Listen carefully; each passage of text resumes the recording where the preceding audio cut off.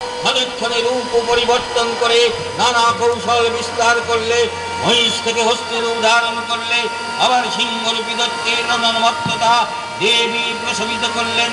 পুনরায় নয়ন বিমোহন পুরুষ বেশে আত্মপ্রকাশ করল ইন্দ্রজালী। দেবীর প্রত্যাখ্যান পেয়ে আবার মহিষমূর্তি গ্রহণ করলে। রণবাদ্যদিকে দিগন্তরে নিনাদিত যদুরঙ্গনীয় সুরেশ্বর দেবীকে পরাজিত করবার মানসে উল্লসিত। দেবীর বাহন সিংহরাজ, তার অগ্নিময় মুখ সমস্ত রণক্ষেত্রে শত্রু নিধনে দুর্নিবার হয়ে উঠল।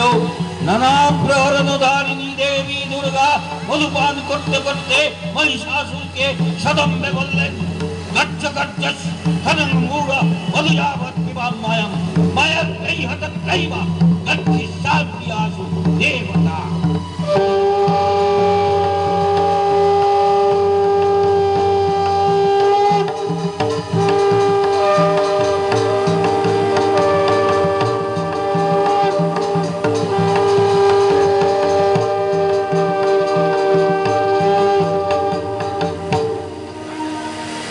দেবতাগণ সানন্দে দেখলেন দুর্গা মহিষাসুরকে সুরে বিদ্ধ করেছেন।